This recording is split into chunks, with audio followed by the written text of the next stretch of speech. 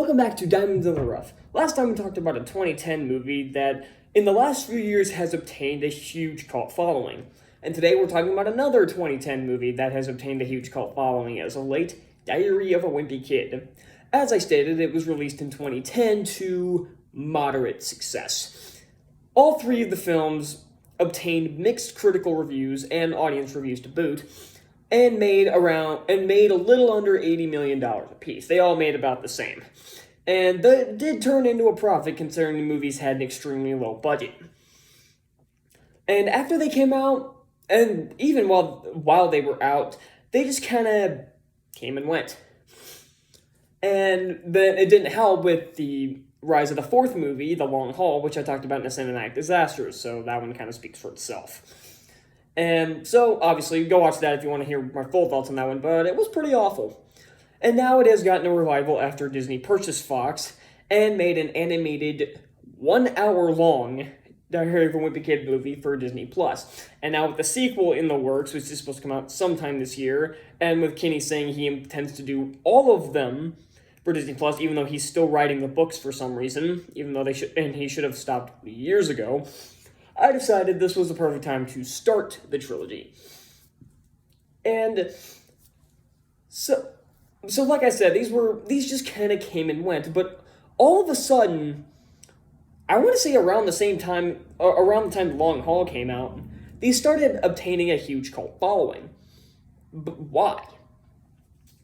Now, some people probably could point to the fact that the fourth movie was so terrible that everybody realized that these other three were really good films. But if you ask somebody what they thought of the Diary of a Wimpy Kid movies back when they came out, or before The Long Haul came out, I guess, they would just most people's reaction would just say they never saw it, or it was okay.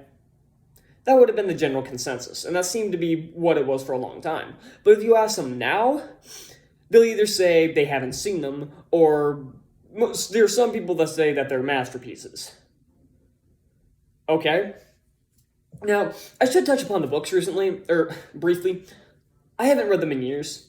The last one I read was, ironically, The Long Haul, and that was the point where I realized Kenny is kind of out of ideas. And I haven't read any of the newer ones from 10 to, 16? With the 17th in the works? Ugh. He needs to stop, especially if he's going to be doing these shitty animated ones for Disney+, he needs to stop with these dumbass books. It's done. They served their purpose. No one talks about the books anymore. I want to say, which is pretty funny, because no one reads any of it. It's like the Rick Riordan books. Nobody talks about him anymore because he's run them into the ground. Like, I recently, while I was at a bookstore, at my mall recently, and I saw a book laying there by Rick Riordan. One I hadn't even heard of. And normally I hear about the Riordan books before they come out. But not since the Trials of Apollo. Because, Trials of Apollo, Magnus Chase, they sucked. And so, that one I hadn't even heard of, so I realized no one cares about Rick Riordan books anymore.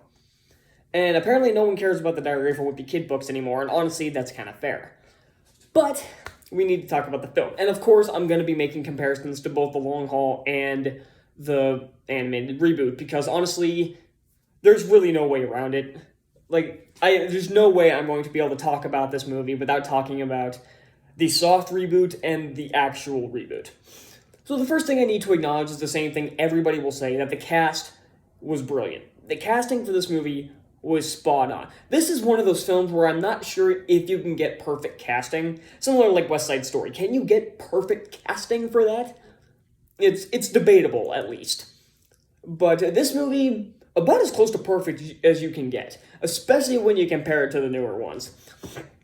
Zachary Gordon was brilliant as Greg. Now, when he gets to his little monologues when he's just talking to the camera, he can be a bit awkward, like his line deliveries are a bit off, but he's bringing so much charisma and life to it that you don't notice. Compare that to Jason Drucker in The Long Haul, where he's talking extremely boring like this.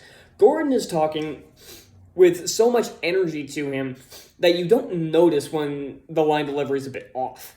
And he does get better with each passing film. All of them do. Similar to the kids from Harry Potter. They get better with each film. And then you, of course, have the two highlights of the film, Steve Zahn and Devin Bosnick. Unlike the dad, I need to talk about something. I recently saw a bunch of videos, which I think prompted me to do this one next. That was like talking about each member of the Heffley family, and it was talking about the issues they had. It's like Frank is a deadbeat dad. Susan is a Karen. That was basically the title of it. Manny's a psychopath, which yes, and Greg's a sociopath, and Roderick's the only normal one in the family. And that was, yeah, all of those are correct. But the thing about the movies is that they change a lot of these, so the family is a bit more normal. Compared to the book, Frank is a lot more active with his kids. Yeah, there's the references to his little Civil War figurine set, but it's more references. He's not down there 24/7 and doesn't talk about it constantly. He's actually involved in his kids' lives a bit more. One of the scenes that really solidified that was after the play. Now, of course, Greg does the exact same thing he does in the book, where he throws the apple at Patty Farrell and starts a big fight, and the play ends early. And everybody's pissed about it, except for Greg, because, again, he's a sociopath that caused that bullshit. But in the movie, Frank actually tells him, I thought Dorothy deserved it. And he's like, you had some good shots at that. I'm like, that's actually a dad. That is what that's what the dad should be, and that's what he is in this film. That's a major upgrade. And not to mention, Steve Zahn's just fucking awesome. He needs some more work. He was great in 8-Bit Christmas, too, and he kind of played the same character. He was basically Frank Heffley again, which I was totally okay with. He played the role really well. And then there's everybody's favorite, Devin Bosnick as Roderick. And like I said with the video, it said that Roderick was the only normal, because he's basically just a normal teenager. And they're right, and this movie really solidified that, because he's not, or again, just like, because it's all done from Greg's perspective. He sees him as an antagonist, but really, he's just a normal older brother messing with his little brother. There's nothing wrong with that. I do that all the time. So, I don't really see the issue. And then, so it follows, oh, jeez, I don't know. I keep losing my train of thought. I don't know why. But Bosnick just brings, again, just like Steve Zahn, brings so much energy to this character that he makes it his own. And the animated movie and the long haul couldn't replicate this. The entire cast couldn't be replicated in the long haul, because Jason Drucker was very boring as Greg, and not to mention he was too young. He's supposed to be older than Greg is in Dog Days. Yet, I'm pretty sure he's younger than he was in the first movie. Rowley's the same problem. Kid looked the part, but it was the same problem. The guy who played Roderick was a terrible actor.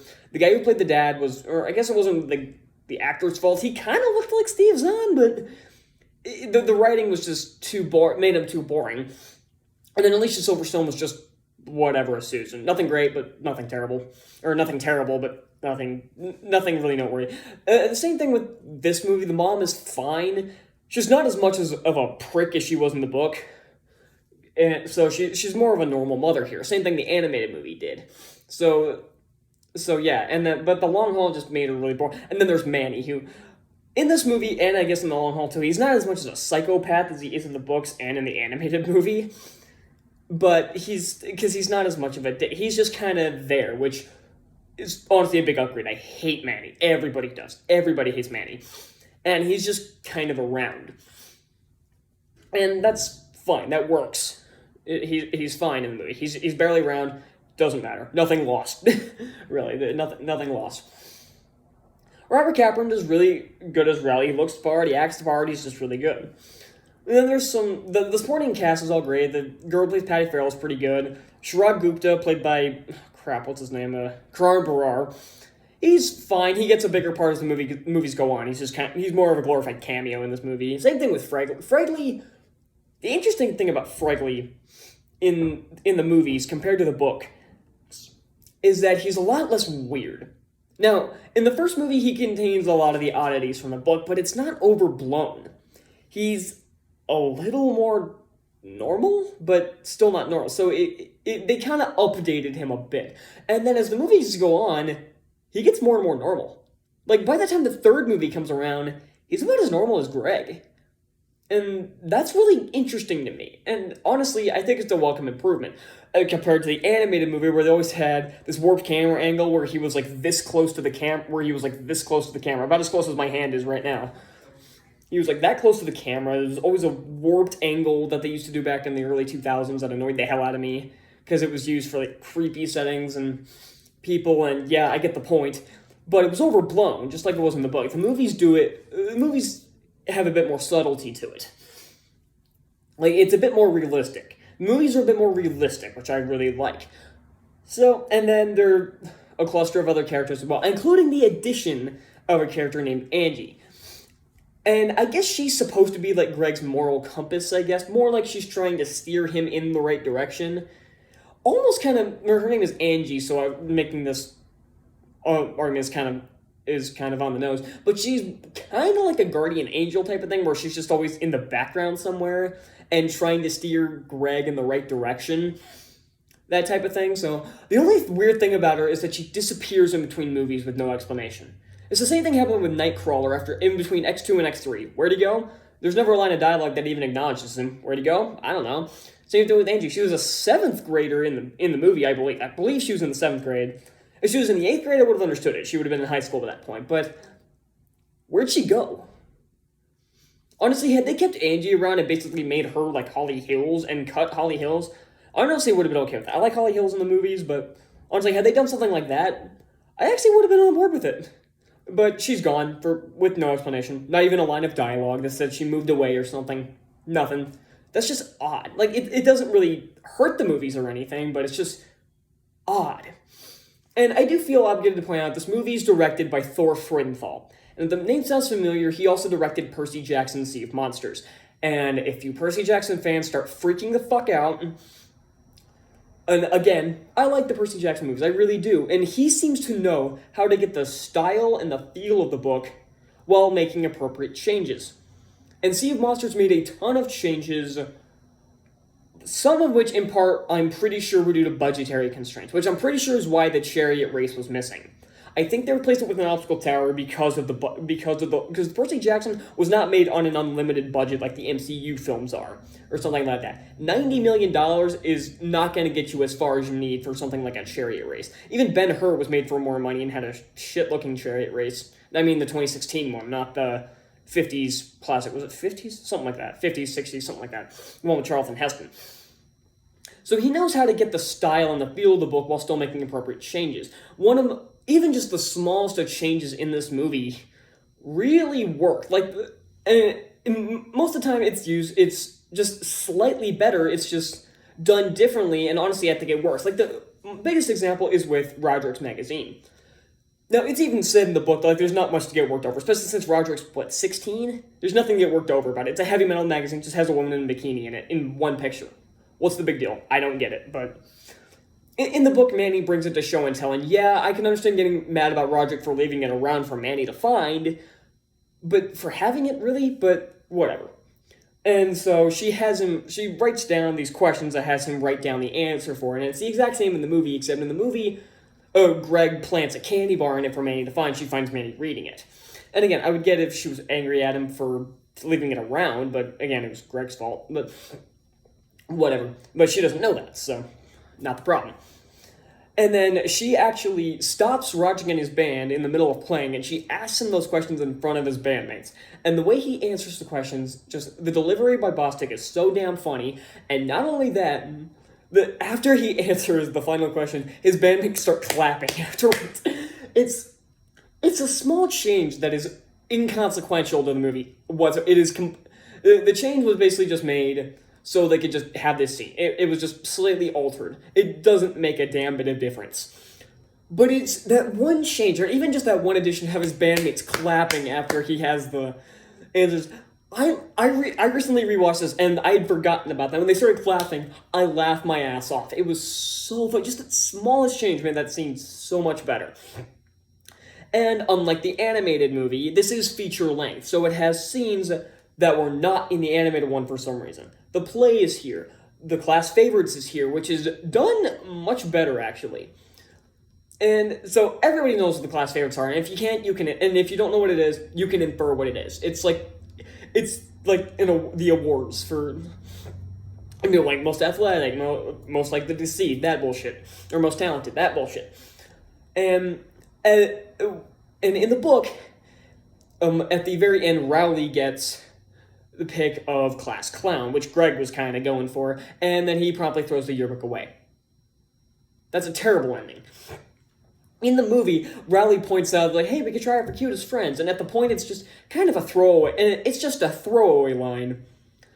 But the payoff for it is so good, because the very last shot of the movie before the credits is a picture, and he says, my goal is to become a class favorite, and I made it, even if it wasn't exactly as I planned. And it's him and Rowley got cutest friends. That's such a great change. That is just... Again, it's just a small change, but it makes for a much better ending. And not to mention the stuff with the cheese. I already ranted about this in my animated one, so I'm going to keep it brief. In the book, they make Rowley basically eat the whole thing, I'm pretty sure, and then they get scared away. I believe it's supposed to be Coach Malone in the book. It is in this movie. And, oh, by the way, Coach Malone is awesome. He's barely in the movies, but he's awesome. One of my favorite scenes in the entire franchise is the scene of him chasing Greg and Roderick in Roderick Rules. That is... Coach Malone is just awesome, even though he's barely in it. So, what was my point? Oh yeah, back to the cheese thing. In this one, Greg makes a big speech about who cares about popularity and all that shit, like completely contradicting what he said at the beginning of the movie and showing he had an arc.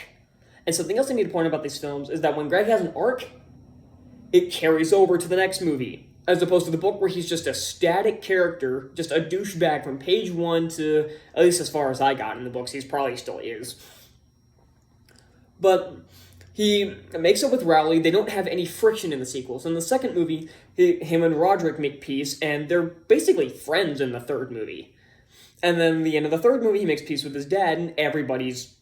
And it's like, okay, everything is at peace here. It seems like that would have been like a perfect place to end the franchise. Then they had to dish out a fourth movie 5 years later, for no reason. And even that one's canon, I don't think it is. I don't think it's connected to the first three because, one, Holly Hills is nowhere to be found, even though I'm pretty sure she's dating Greg by the end of the third movie, so she's nowhere to be found. The dog's nowhere to be found, because unlike the book, Sweetie's still around at the end of the movie, so... She's gone, just for no reason, and Holly's gone, and all of his Fregley's gone, Shrog's gone, even though they're basically like a little group in the third movie. But I'll get to that when I get to Dog Days. I'll get more into detail of that with Dog Days. But and then the animated movie, he says, "Oh, I ate it. So what?" And that's basically it. That was just shit. And then compared to the animated movie, it made a lot less offensively bad changes. Rowley came up with the Zooey Mama thing himself. He didn't steal it from Greg.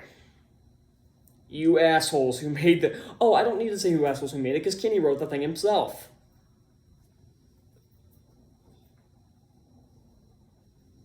I don't know what he was thinking when he made that change, but this one, it's a little different, because Greg doesn't get it first, and then quits after they make it like a...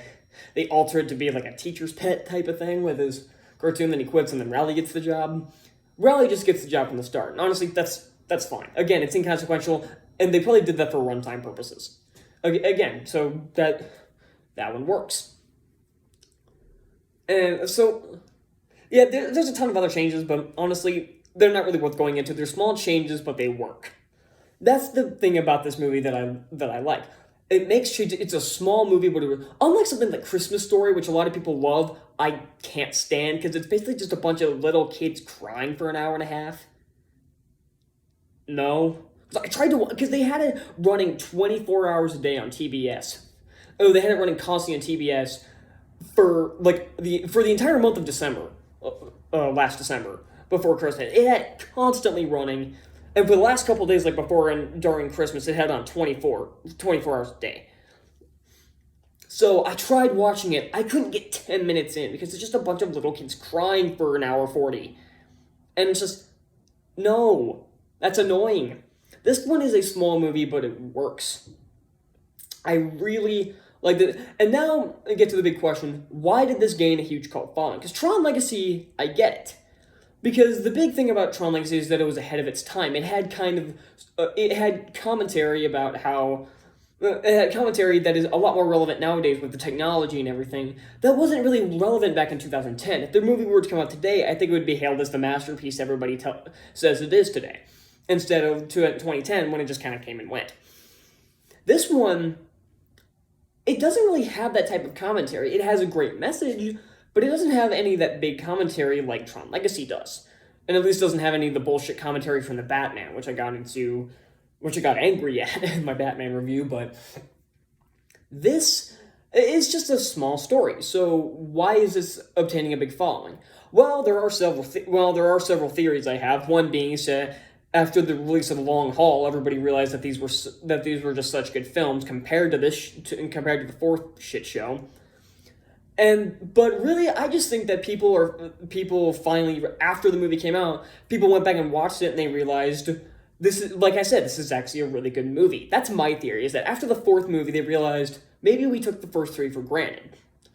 And yeah, I remember watching these very recently, all three of them, and I'm like, these were a lot better than I remember. Because when I watched them in middle school, I liked them, but that was it. I liked them. Like, I would watch them whenever they came. When they came on Cartoon Network every once in a while, I'd watch it.